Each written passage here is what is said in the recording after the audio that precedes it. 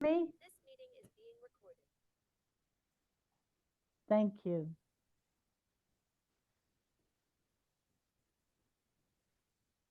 Just Hello. hi. Oh, I always do that. Um, I always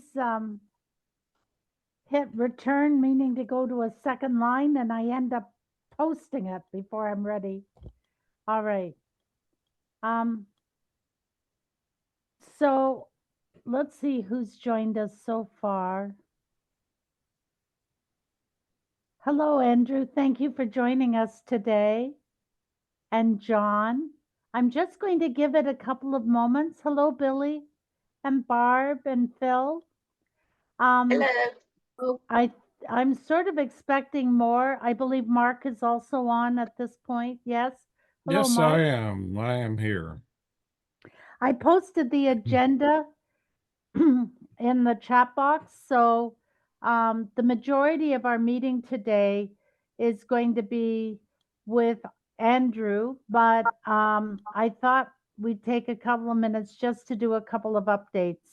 So we'll keep those parts really short so that people can really get into a discussion with Andrew. So, hello, Phil. We now can see you. It's nice to see you. We'll give it. It's 1:32 according to my computer. We'll give it just a couple of minutes more. Sometimes people can. They have a few challenges getting in. Do we have any singers online that can entertain us by singing? Are you willing to volunteer? Oh boy, no. Testing 1, 2, 3. Testing 1, 2, 3. We can Oh, hear you, Phil. Can you hear yeah. us? You're singing the testing 1, 2, 3. Yeah, I've had some trouble with my headset. It may have reached the end of its useful life. Uh, Oh, I so I, love technology. me too, when it works. Yeah, yeah. Hi, Edward. Nice to have you with us. And hello, Michael. I'll introduce you and Hi, John and Eileen. Andrew in just a moment. Thank you for joining us. Of course. And I see that we've got others. I think we have. Let's go ahead and get started. I think we have a few people that may still be joining us um, in the next few minutes. Phil, do you know if Rebecca was going to join us today? I don't know. Okay. Well, hopefully she'll join us. I'd like to start by welcoming at least three new faces to our group.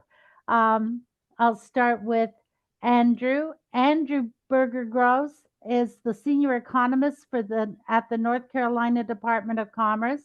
Andrew's passionate about using data to improve the economic well-being of all North Carolinians. Andrew has a master's degree in public policy analysis from New York University and a background in labor economics. A native of New York City, Andrew has lived and worked in North Carolina for over a decade. And back some time ago, we started to have discussions with Andrew about the experienced workforce. And he'd like to continue on with his research, a very valuable topic, especially to our group. And so we've set aside the majority of today's meeting to discuss some topics related to the experienced workforce. So thank you, Andrew, for joining us. I think this is awesome. I'd also like to introduce John Ryder. Phil reached out and suggested we invite you, John. I know you're a member with AARP, I believe. Phil, would you like to add something to my introduction of John? Well, I'd let him introduce himself, other than he's an AARP volunteer and a career coach in his past life, possibly in his current life. And he's a welcome addition to AARP. And I thought the Experienced Workforce Initiative would be a good fit for him. So, John, you talk. think you covered all the bases, Phil. After talking with you, and Rebecca also thought this might be a good match for me. So I look forward to hearing more. Awesome. Well, we're thrilled to have you with us. The other new face in our group is Michael Horvath. Michael was the recipient of the 2023 Certificate of Recognition for his support of the experienced workforce. Every year, our group provides a certificate of recognition to somebody who's been doing some outstanding work in our area. And for those of you who are recently joining us, um, Michael Horvath has done an awful lot to support the experienced workforce in our region in a couple of different ways. He's actively involved with the Mountain Area Workforce Development Board. He has had some 50 plus people do on the job training programs with him. He has contributed in discussions, interacting with 50 plus to find out what their challenges are, but B, provide excellent advice, particularly through job search. So thank you, Michael, for joining us. We're thrilled to have you with us. Thank you for letting me be here with you. It's an honor and a pleasure. Awesome. Thank you. I think I've captured everybody who's new to the group today. So let's move on to the next thing. Barb and I are supposed to be working on an update, on our next lunch and learn. And basically, what I'm here to report is we haven't. But we will be providing information at the next steering committee meeting.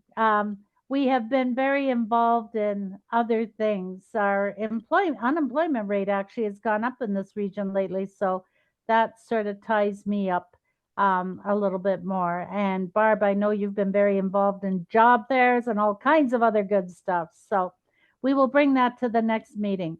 I also know there are some changes to the caregiver workshop that's planned for Advent Health. And Phil, can you update us on that? Yeah, Tim and I were scheduled to present the first Prepare to Care version tomorrow. And let's say the Advent Health HR folks got a little bit behind in their communication, and we're thinking about sending out the announcement on Monday for a program on Thursday. And so their communication people suggested perhaps more lead time would be a better idea. So we're now scheduled for Leap Day, February 29th, to do that presentation, with the hope that Edward and Elizabeth's presentation would follow if we get a good participation for them to talk about local resources.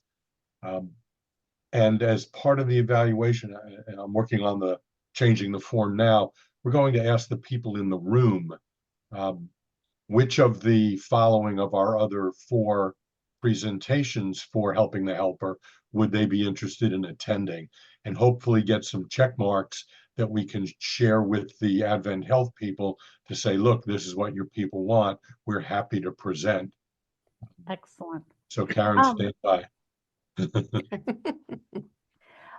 To fill people in who are new to our group, back in the fall, EWI, our group, and AARP partnered to offer a series of workshops on caregiving and in the workplace. One of our challenges has been over the last couple of years has been to engage employers.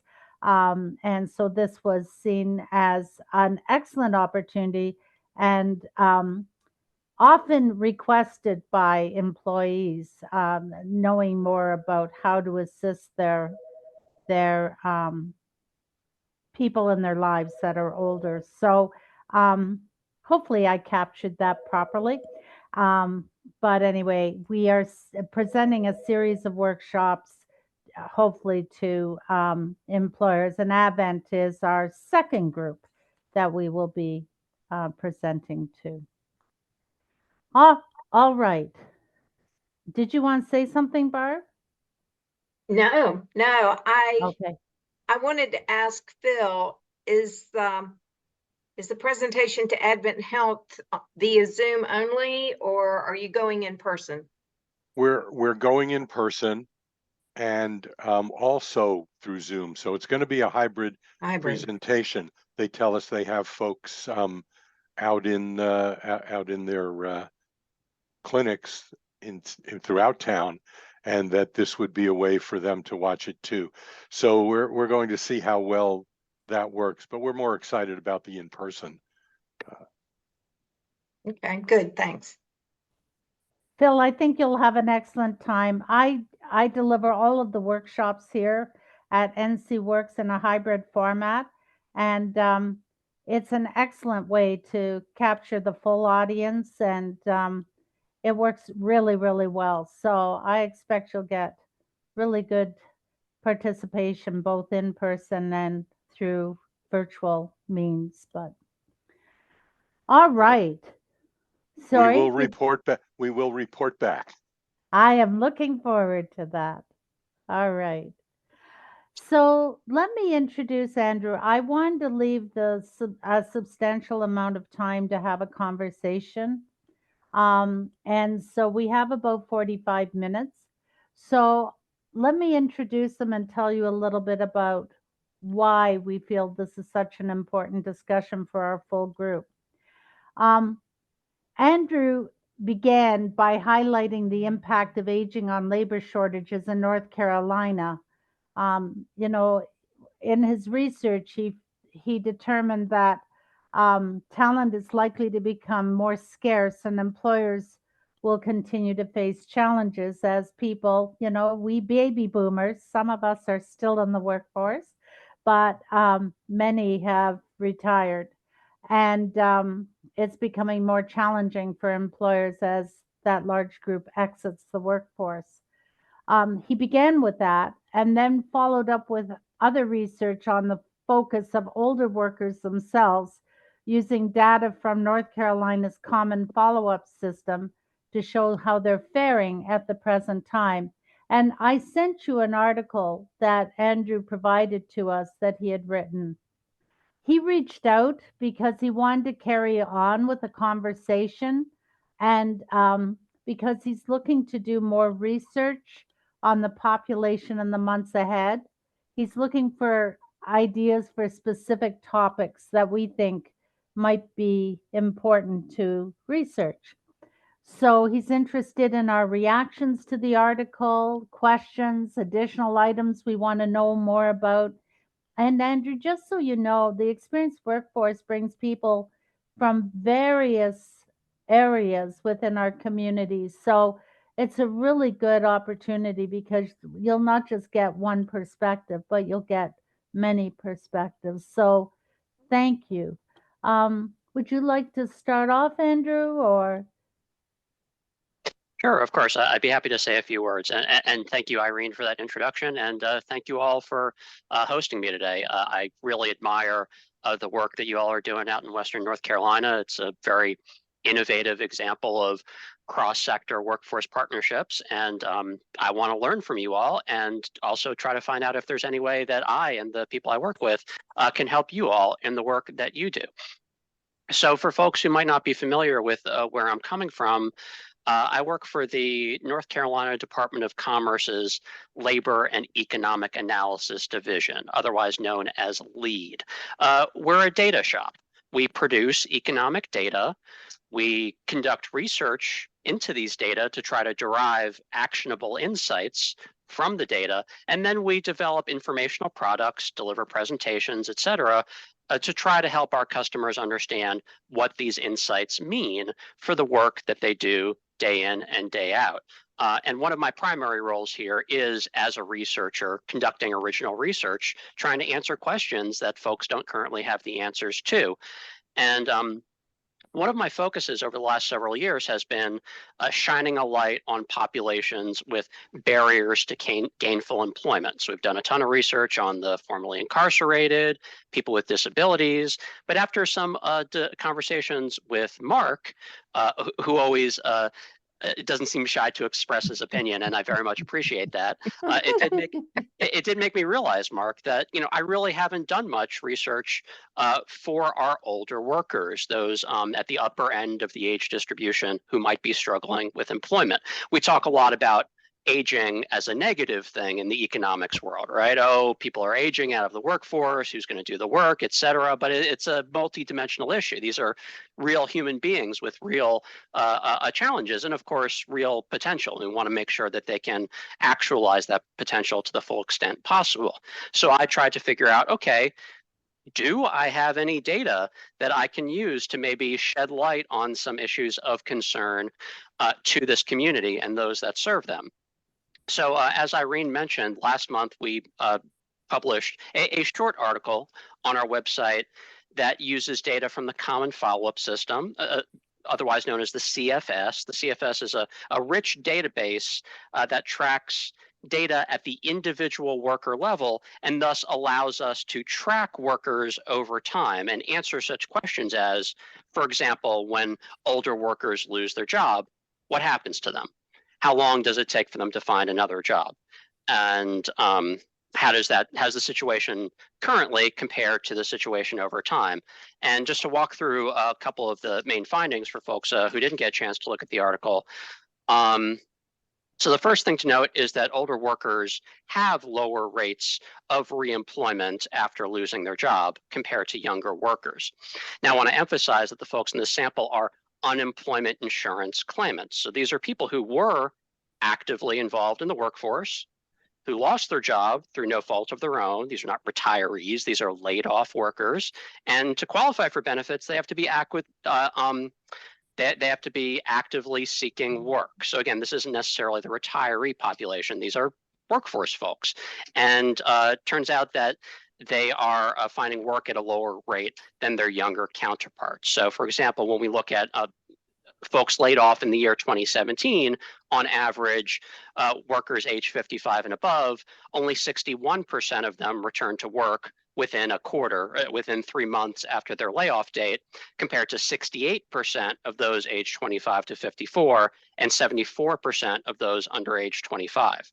Now, even 2 full years later, 8 whole quarters later, we still see only 85% of that older segment returning to work compared to, frankly, nearly all of those under age 25. Now, of course, this is, something that you're probably all aware of in qualitative terms, but I think it's helpful to put some numbers on it, especially some North Carolina specific data for what's happening with our older workforce.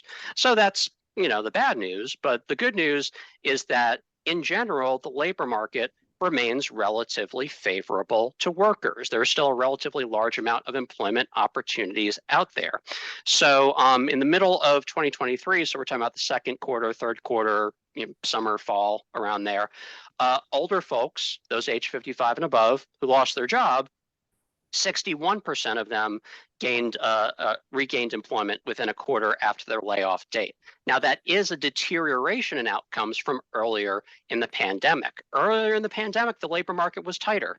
There were more job opportunities and fewer active job seekers in 2021 and 2022 than there are now. The labor market has slowed down somewhat, but it's slowed down to around where we were in 2019.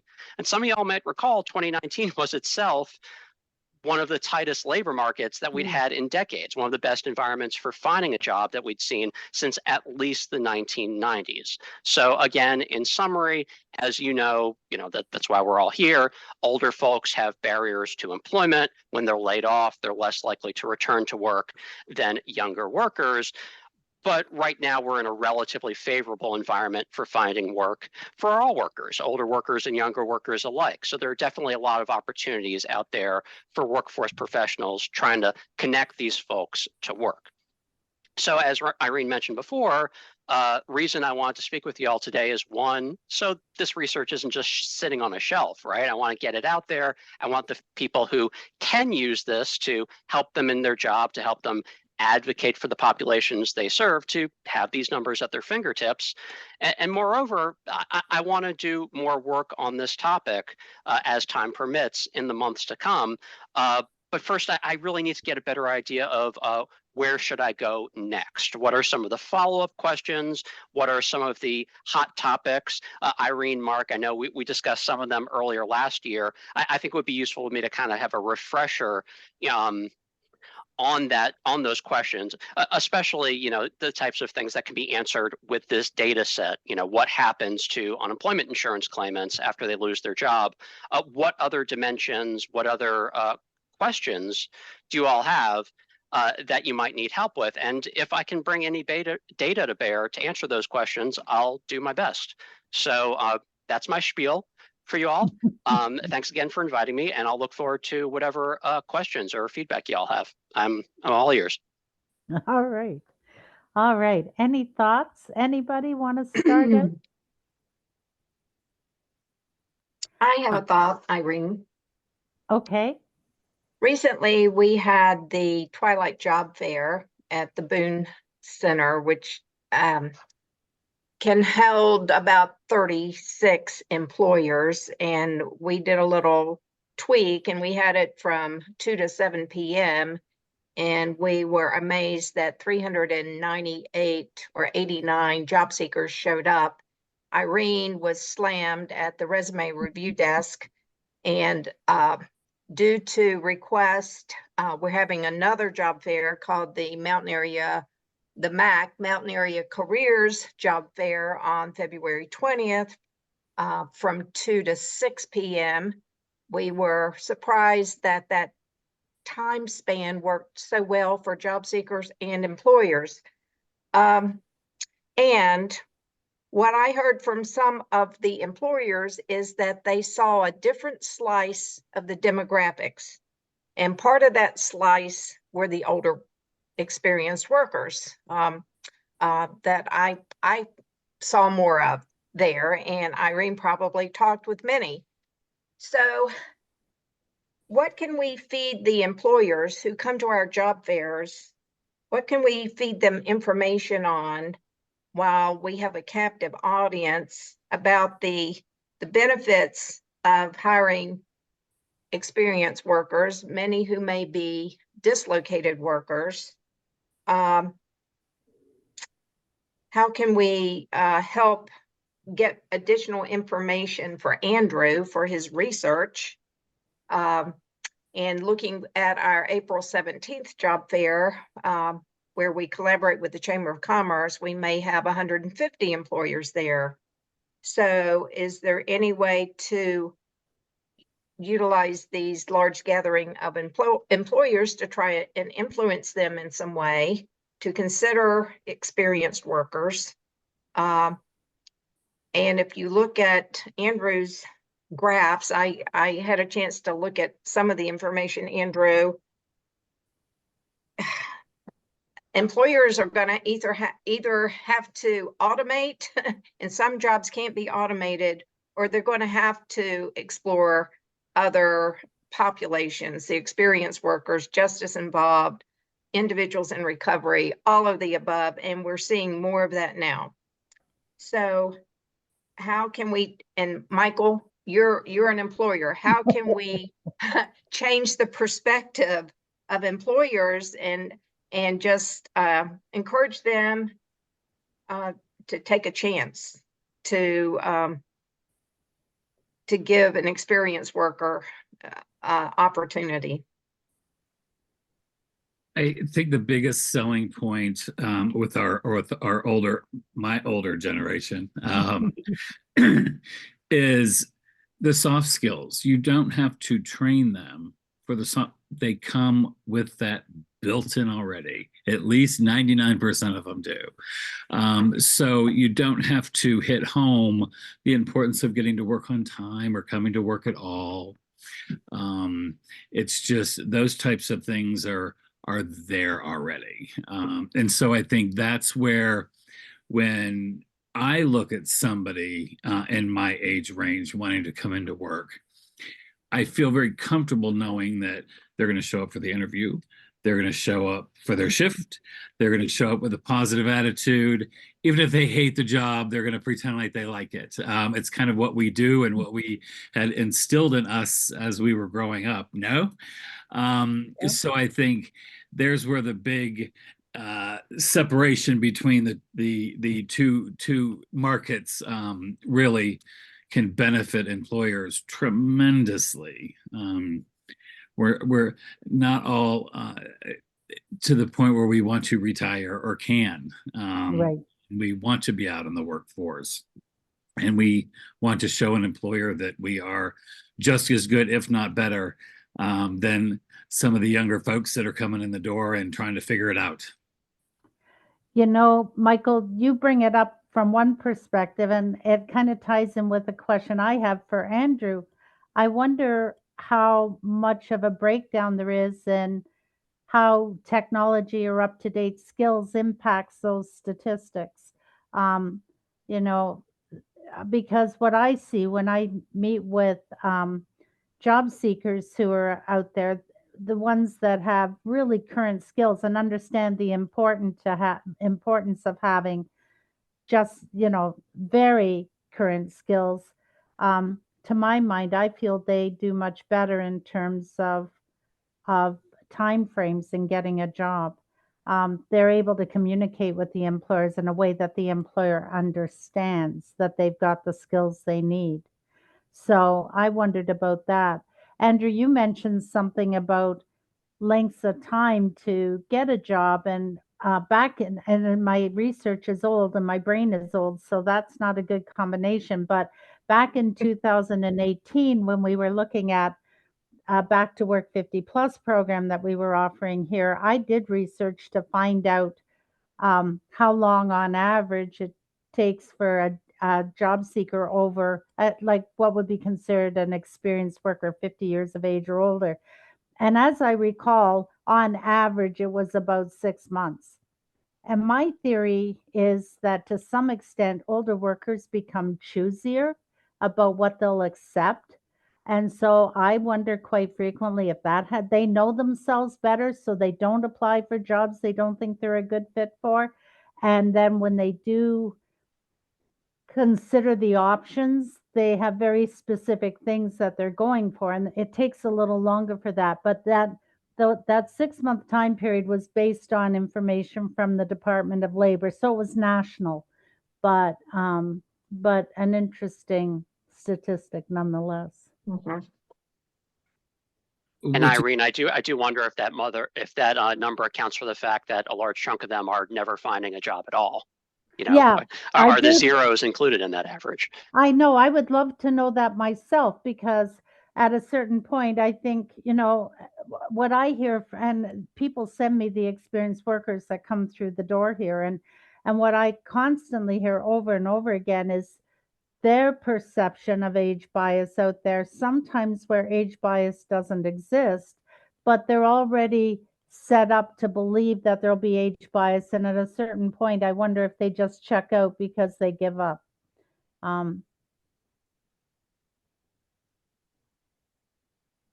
have a question. This topic is that have the employers been asked what their experience has been with older workers, and what are their concerns about hiring older workers? Because that would be interesting to know, to kind of match that with the people looking for jobs. Yeah. And I haven't done that kind of research. You've got it, like, it's sort of, I mean, you're considered an older worker if you're 40 years of age or older, and employers are a little bit shy, in my experience, about talking about it because they don't want to, there's what you should say and what they really want to say. I'm not sure they're always honest, in my experience. Mhm. I just recently Back was to speaking. Barbara's request for informing employers about the advantages of hiring the older worker. Also, I was wondering, I'm generalizing, but I think another advantage is also that older workers tend to be more loyal and Mhm. stay in the job longer. And Andrew, I was wondering if you might have any data that would support that. Yeah, quit rates would be useful if you could do it by generation or at least by Exactly. age group. Yep. Let's point fingers at those young people. They jumped ship too soon. I think Michael kind of alluded to it in what he was saying when he talked about the fact that, older workers will at least show up for the interview. Because what I'm hearing from a lot of employers these days is people either won't show up for the interview the other generations won't show up for the interview, or if they show up for the interview and they get to the point where they're hired, they don't show up on the first day of work. There's a huge issue with that these days in other generations. I actually teach a workshop called Job Search Strategies for Experienced Workers, and I begin that workshop by talking about 12 benefits that include things like loyalty to an employer, showing up on time, things like that, that are fairly consistent with a over 50 plus employee. Billy, did you have a comment? I think you're Yes. muted. Oh, Can you hear me now? Yes. So this is, Andrew asked like what data that we would like to see, and the data that I would like to see is if like 61% of older workers are that were reemployed within the first quarter after losing their jobs, I would like to know, did they get like the same level of jobs, or did they get jobs that were lower? Because I think that's really important, because a lot of people just think they don't value the experience that older workers bring. And it's just like, I've heard there's 10 million jobs openings in the United States, and then like there's like shortages, like paid caregivers that are working at like in-home aid agencies. They can't get those workers, or people working in long-term care facilities. And people think, I've heard people say, oh, well, the older workers can go there. Well, those are hard jobs, like the in-home aid agencies. They're physically demanding. Older workers can't do those jobs. So if someone has the experience and they have really good business experience or whatever they bring to the table, are these workers getting those type jobs, or are they getting like jobs that are lower level, that doesn't make use of all their skills and experience? And that's what I would be interested in, because I feel like people just think, oh, give the crummy jobs to the older workers.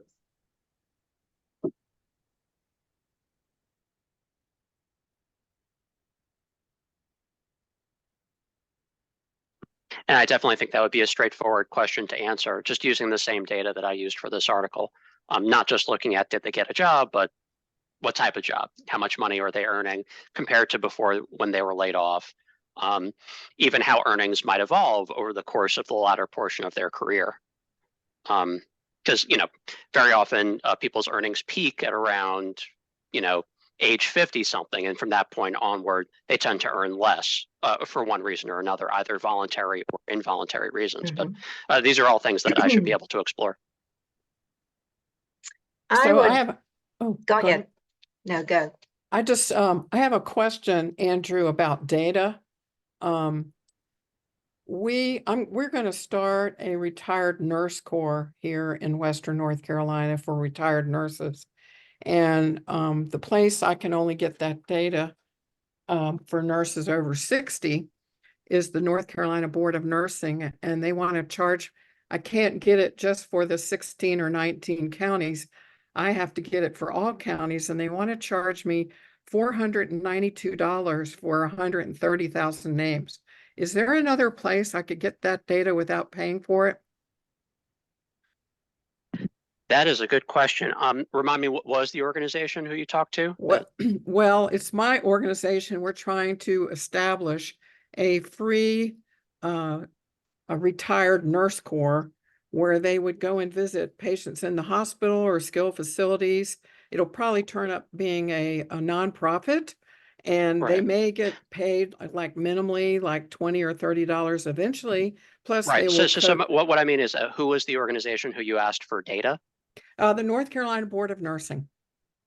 Board of Nursing. Mhm.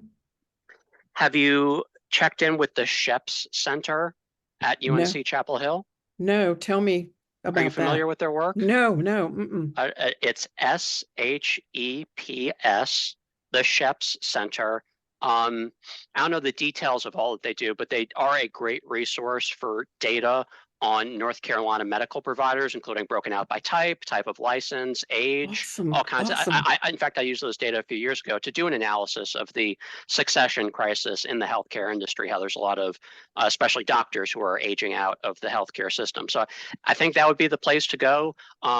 The standard economic data from the Bureau of Labor Statistics and Census Bureau doesn't really get at the level of detail that you need for your analysis. So yeah, the Sheps Center at UNC Chapel Hill, I think those would be the folks to look to. And if not, please feel free to follow up with me, and I can try to see if I can assist further. Thank you so much. Of course.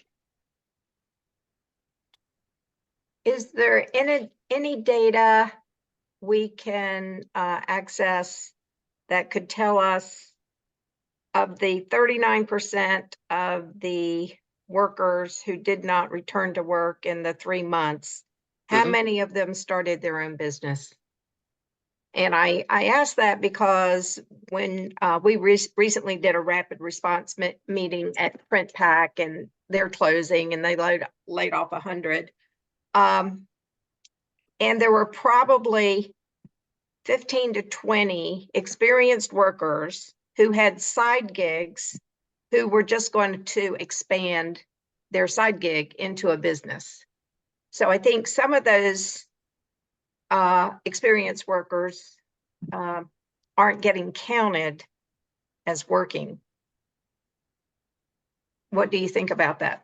I think that's a great question. Unfortunately, there is a data gap there, especially since, one's definition of a gig can run the gamut from something that, you do under the table and thus never generates any data record to something that's done on like a platform like Lyft or eBay or what have you, to an actual like starting a new employer establishment. So, and unfortunately, we don't have great data for any of those pieces of the puzzle in terms of identifying the business founder. That is a question we get a lot, though. So it is useful to me to know that there's a desire for that information.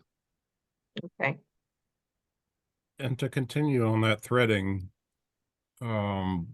we commonly reference something called the workforce continuum, that it's not just full-time employment, it's not part-time employment necessarily. As Barbara indicated, it can be entrepreneurship and it can be volunteering. Here in Western North Carolina, we are exceptionally rich with nonprofits. And I believe there is a percentage that say, I'm not going to fully retire. I'm going to work a part-time position or dedicate my resources as a volunteer, my man hours, to a schedule that works for the needs that keep me happy, as an example. And a flavor of that job fair that Barbara mentioned is we had digital nomads there. It's actually a group called the Asheville Digital Nomads, and working from home provides some new opportunities to meet this workforce continuum, not from necessarily from being in person, but some degree of flexibility of a schedule that works well with the individual's needs. It's hard to get it, that data, but the dialogue that was at the digital nomad table was impressive, and there were a lot of experienced workers, in my opinion. I wasn't there to hear all of that threading, but it's something we're trying to figure out. Any thoughts or comments on the new digital economy, Andrew, relative to the experienced workforce moving forward? I'm chewing it over. I'm definitely listening attentively to everything everybody's asking and suggesting and jotting it down. And a lot of these are things that just are not quantified, period, or not quantifiable. You know, I'm a data person at the end of the day. That's the advantage I can bring to bear.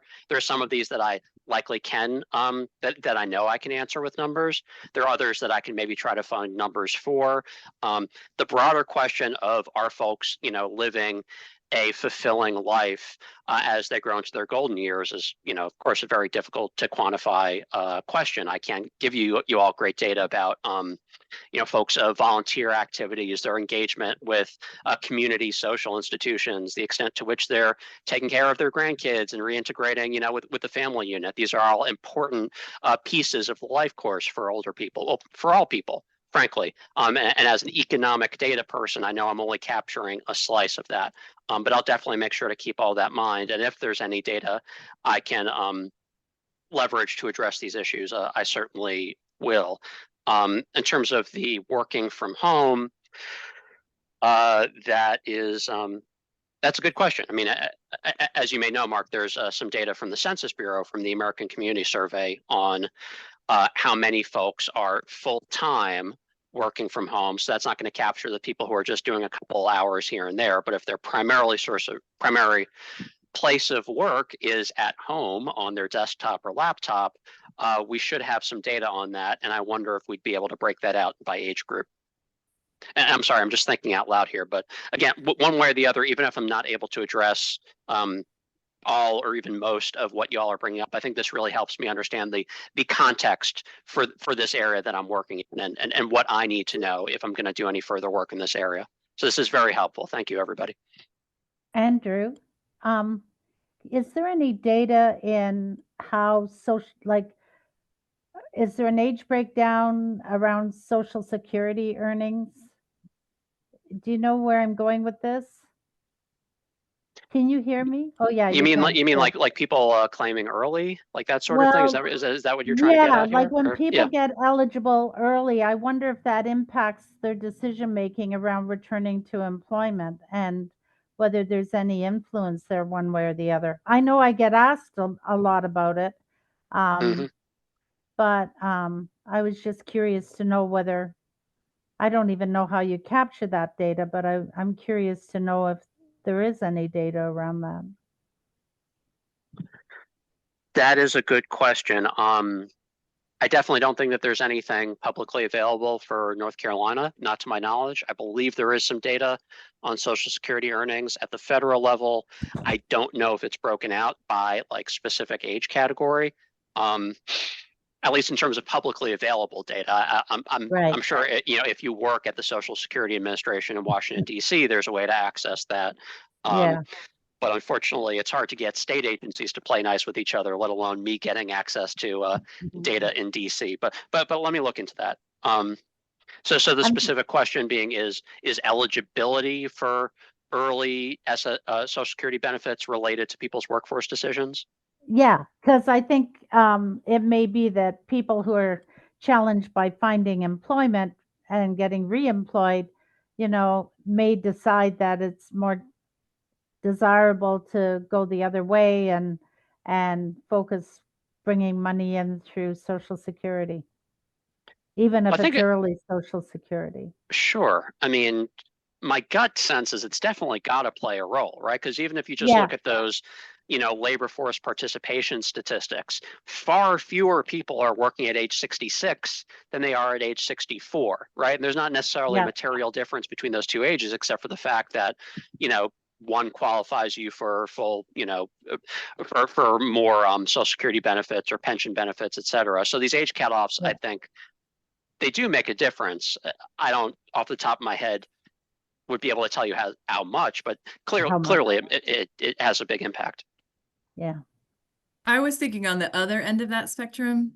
I live in a rural community where a lot of folks right before retirement get a second job so that their Social Security in the last whatever 24 pay period, whatever it is higher. And that would be an interesting number to know how many people have one or two jobs as they, I don't know how we find that information, but because that would be really good for employers to be like, oh, I got part-time jobs. I got a whole bunch of people that we know are interested in looking for that second part-time job so that they can, increase whatever they're going to get in Social Security. Just throwing that out there. I don't even know how you figure that one out, but I think that would be interesting for, especially if you're going to be like, hey, employers, this is a great group of folks, right? And we know that this number is going to be looking for jobs in that way. Yeah. The other thing I was thinking about, which is a little crazy, is that earlier we were talking about generations, and the difficulty that our culture has started is that millennials and baby boomers started a fight. And Generation X is in the middle, as always, as they say. And so it's just been an interesting thing to watch the rise and fall of that culture because of those cultural words, because it gives that whole impression that baby boomers are crazy, stuck in their ways, and mean. And millennials are a waste of time and, just, going to bring muffins to lunch and wear flip-flops. So those things are hard to break through. I'm just being totally, whatever. The other piece of that, and the reason I say that is because I was just speaking with a woman who is trying to find someone to work part-time in her office. She is a millennial. She refuses to look at older folks because she doesn't want to be told what to do. She doesn't want to have to be super respectful as she was raised, and she wants somebody moldable. So I just want to share that with you because I thought that I just recently heard that and it just blows my mind. I'm like, oh, all of that stuff and more. Okay, thanks. But that's a common response I hear from older workers where they run into that. She's not alone in that.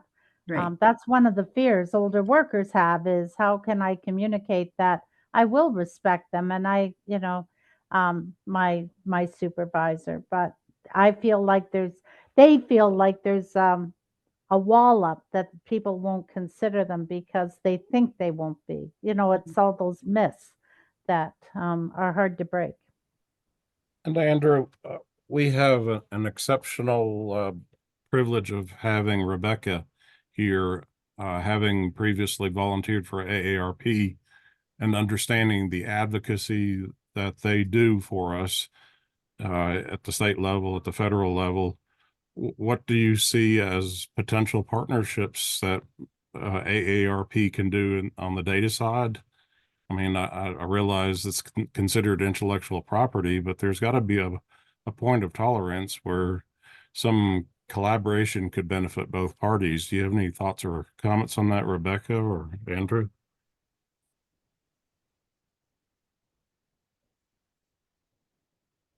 I don't have any comments particularly. I'd love to hear and just be a part of a conversation. We have a really strong, robust public policy institute that does, really great research at the national level, which I'm sure has been referenced. And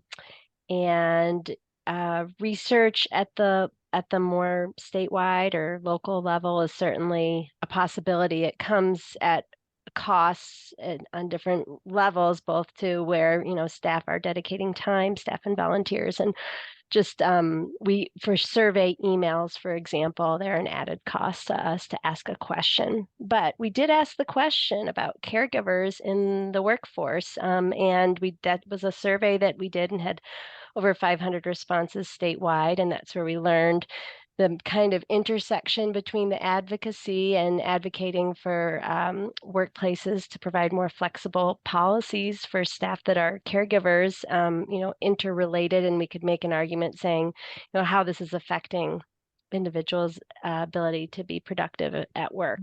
So totally open to conversation. Where my mind goes is very solution oriented. So I just immediately start to think about, the problems we've already named that are, many, and there's still more questions, is like, what would it be like to do some more social marketing campaign that reflects the positive attributes of the older worker more widely. So that's what my mind does. But Andrew, do you have any comments on?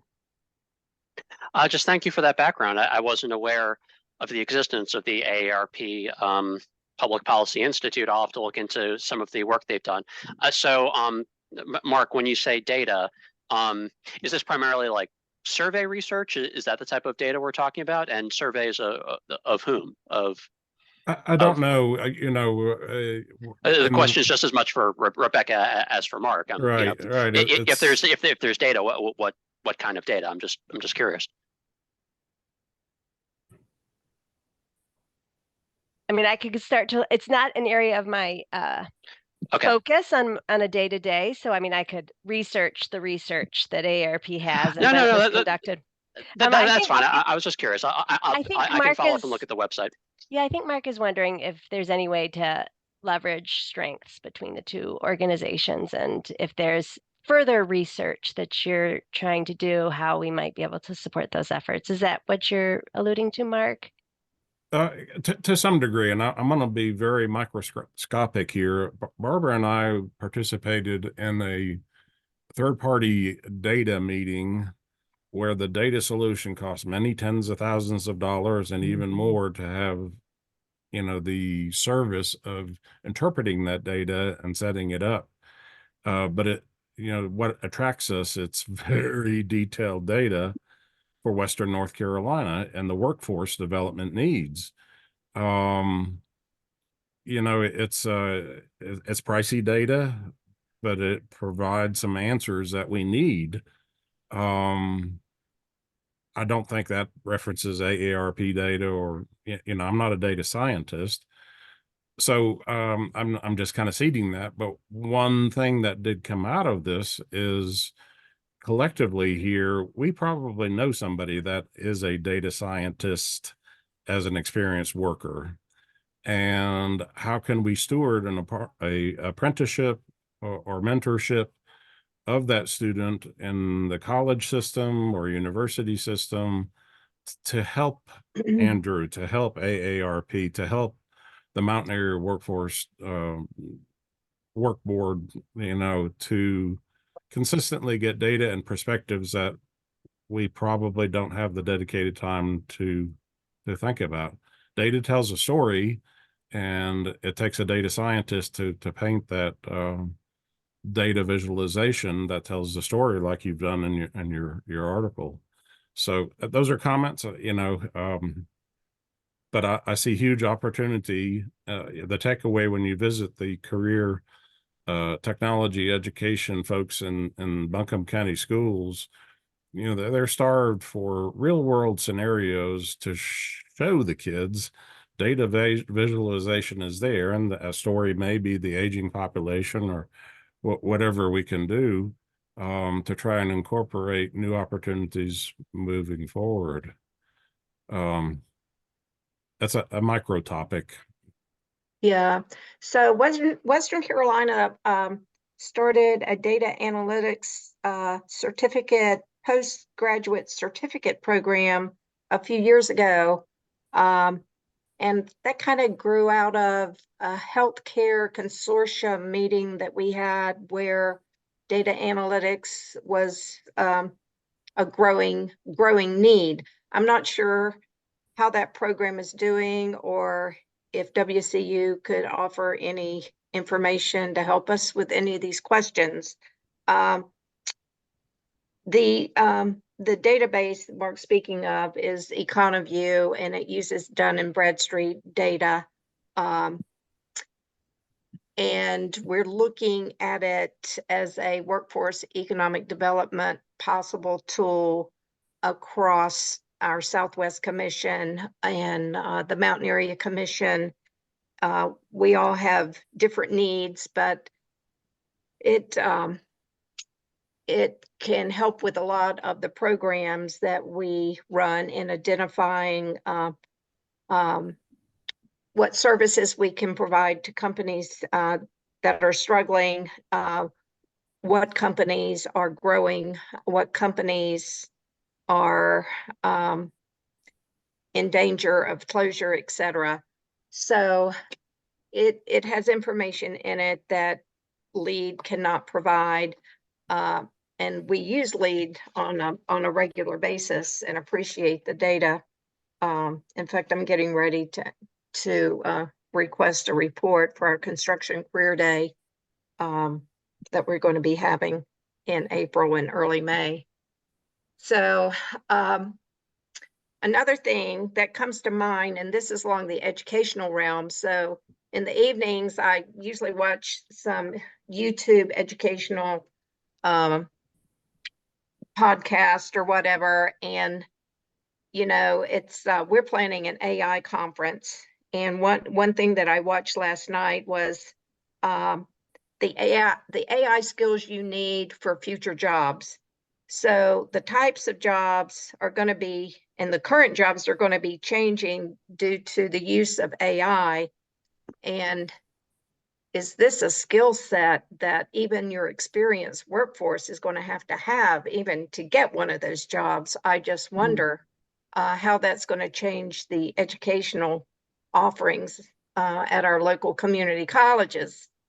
And we are going to be meeting with AB Tech, Deborah Wright and her team and the Asheville Digital Nomads on February 15th to really talk about what is offered through AB Tech's continuing ed programs and where the gaps are.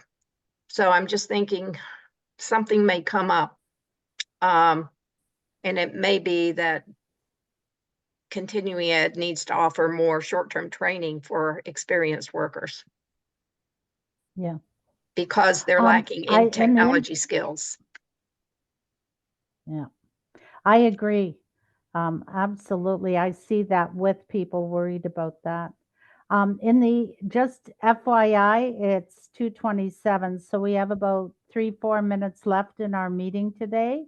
We may want to continue this conversation on longer at some other point. One thing I'm curious about is if there's data with employers that we can draw from to help job seekers, because we research job seekers a lot and we get a lot of action and activity with job seekers, but it's much harder to find out what employers are thinking. And I think it's been peppered through this whole conversation where people have said be nice to know, and we kind of put Michael on the spot there a little bit, but if there's data around that, that would be nice to know. And not only data that's specific to Western North Carolina, and that's the wheels that are turning with Econoview data. Yeah. Super impressed. And again, the data visualization, to be able to look at that and see the story it tells interactively is priceless. Or another idea, we're a member of Western Carolina Industries, and we just received they do an annual employer survey about wages and benefits. But I wonder if they would have interest in surveying their membership around this topic of what percent of your employees maybe it could be anonymous, are 55 and older. What types of jobs do they hold? What are the valued skills, et cetera? So Fred Reese is the CEO of WCI, and Nathan has a good relationship with him. And I don't know if they would have interest in some collaborative survey or not.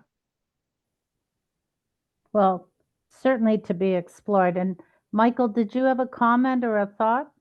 I was going to go down the same road that Barbara just really had. And because I know that Samantha Cole on another committee that I sit on, we sent out a huge email blast to employers in Buncombe County and just literally ask them, and it can be a 3-question survey and see how many of those employers will respond, and all geared toward the 55 and plus, and I don't know, it would be worth a conversation. because of the data that, or the database that the chamber has with all the employers, it could really reach a vast market of different types of businesses in the local area. Awesome. What a powerful conversation this has been. Edward put a comment in the chat box. What are employers looking for in employees? What skill sets and education? What are the gifts older workers bring to the workforce? What are the needs of older workers? Excellent questions to ask of the employers rather than guessing. One of our challenges as the Experienced Workforce Initiative, I'm so thrilled to have Michael with us. We have very few employers who, although have been invited, will participate in our group. And I'm not sure why, but that has been a challenge over the 5 years we've been in existence. So believe it or not, it's 5 years we've been in existence. Folks, I hate to pull this to a close. It's been a really vibrant conversation, but I feel in the interest of time, it's now 2:30, and so many of us have to leave to move on to other duties. Any last thoughts before we go? I just wanted to thank everybody for your time, and I'll certainly be following up with the next stage of this research. Hopefully it won't take 8 months like it did last time, but I'll definitely keep you all in the loop, and again, appreciate you for including me in this conversation. Oh, thank you so much. And good stuff takes time, so it's all well worth it. So, all right. Anybody else? All right, folks. Thank you. Been Have a great. good Thank week. you.